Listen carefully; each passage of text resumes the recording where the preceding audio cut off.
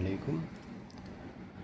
আজকের ভিডিওটা আমার ফিজিওথেরাপি রিলেটেড যে আমরা টেন্স মেশিন অ্যাপ্লাই করি সেই মেশিন সম্পর্কে কিছু ধারণা মাত্র।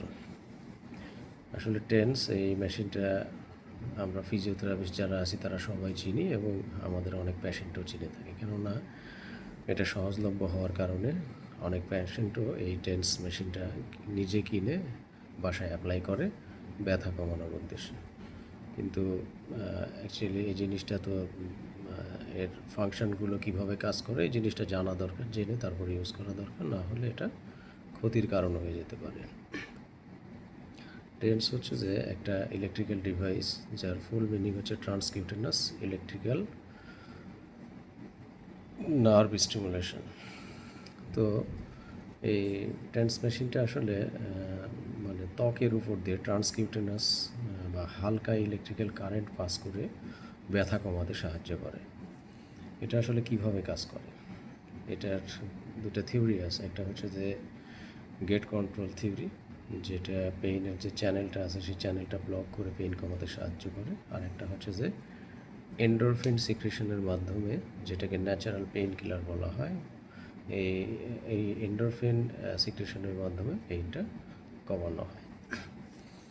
তো এন্ডোরফিন সিক্রেশন যেটা হয় এটা ন্যাচারাল পেইন কিলার বা বিট ফিল গুড যে বা গুড ফিল রাসায়নিক হিসেবেও এটা কাজ করে।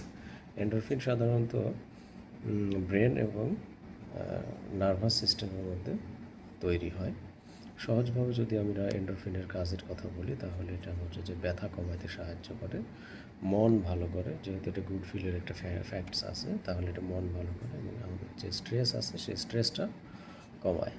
যাই হোক, একটা টেন্স মেশিন দিনে কতবার একটা পেশেন্টের মধ্যে অ্যাপ্লাই করা যেতে পারে? এটা সাধারণত 2 থেকে 3 বার পর্যন্ত অ্যাপ্লাই করা যেতে পারে। 20 থেকে 30 মিনিট করে প্রতিবার অ্যাপ্লাই করা যেতে পারে।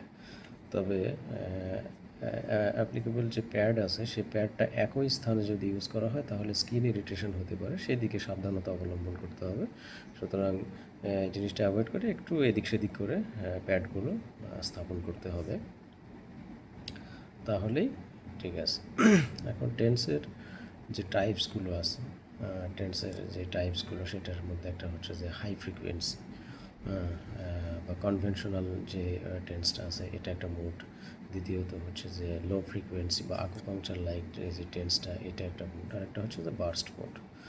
তাহলে আমরা এই যে পেশেন্টেরা যে অনেক সময় এই মেশিনটা কিনে নিয়ে যান, নিয়ে গিয়ে নিজেদের মতো করে অ্যাপ্লাই করেন, তাহলে এখানে যে সমস্যাটা তৈরি হয় সেটা হচ্ছে যে এটা অ্যাকিউট পেইন কিনা বা ক্রনিক পেইন কিনা, বা এটা কোন ফাংশন কোন মোডে দেওয়া হবে, কোন মাসলে অ্যাপ্লাই করা হবে, এইগুলো জিনিস যদি না জেনে আপনারা ইউজ করেন তাহলে এটা ভালোর থেকে মন্দটাই হওয়ার সম্ভাবনা বেশি থাকে।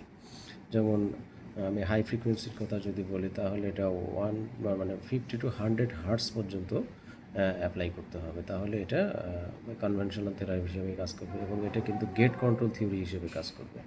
এটা কিন্তু তখন কিন্তু এন্ডোরফিন সে সিক্রেট করবে না, এটা গেট কন্ট্রোল থিওরিতে কাজ করবে। এছাড়া লো ফ্রিকোয়েন্সি যেটা আছে, আকুপাংচার লাইক টেন্স যেটা আছে, এটা কিন্তু 1 থেকে 10 হার্টসের মধ্যে রাখতে হবে। তাহলে 1 to 10 হার্টসের মধ্যে যখন থাকবে তখন এটা হচ্ছে যে লো ফ্রিকোয়েন্সি। এটা কিন্তু ক্রনিক পেইনের ক্ষেত্রে ইউজ করা হবে, এটা কিন্তু আবার অ্যাকুইট পেইনের ক্ষেত্রে ইউজ করা হয় না। তাহলে এই যে এইটা কীভাবে কাজ করে, কোন থিওরিতে কাজ করে, এটা কিন্তু গেট কন্ট্রোল থিওরিতে কাজ করবে না, এটা সরাসরি এন্ডোরফিন সিক্রেশনের মাধ্যমে কাজ করবে।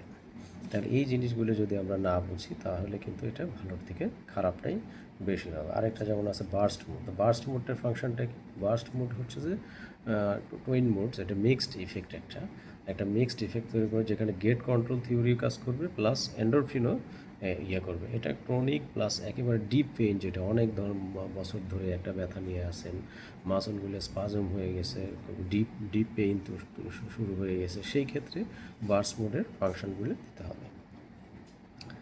তাহলে এই যে আমরা টেন্সগুলো অ্যাপ্লাই করতেছি, তাহলে অ্যাপ্লাই যে করলাম, তাহলে অ্যাপ্লাইয়ের ফাংশনটা কি, এটা আসলে কীভাবে কী কাজটা করে, সেটা হচ্ছে যে একটা হচ্ছে তার মধ্যে পেইন রিলিফ করবে। এটা বললাম তো পেইন রিলিফের কয়েকটা ধাপ আছে, এইভাবে এন্ডোরফিনের মাধ্যমে, নিস্টারিনের মাধ্যমে, গেট কন্ট্রোল থিওরির মাধ্যমে এটা যে পেইনের চ্যানেল যেটা আছে সেটাকে ব্লক করে এটা ফাংশন করে।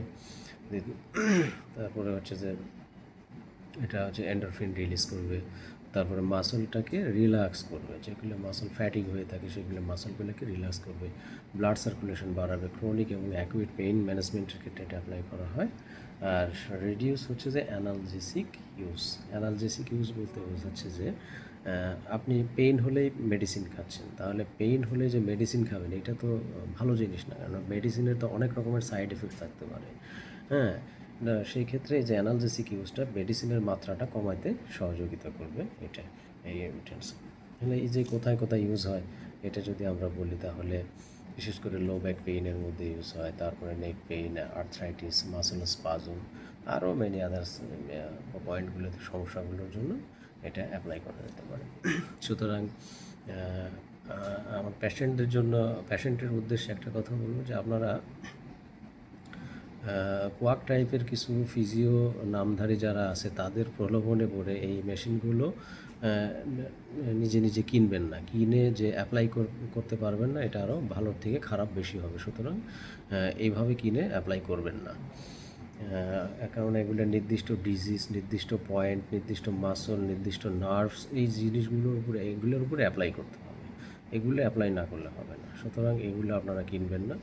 আর যারা আমার ফিজিওথেরাপিস্ট ভাই বোনেরা আছেন তারা তো এই সম্পর্কে অবশ্যই অবগত।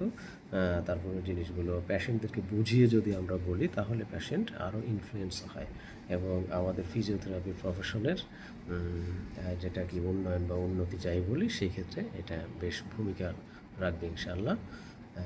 আজকের মতো এই পর্যন্তই। ভালো থাকবেন। আসসালামু আলাইকুম।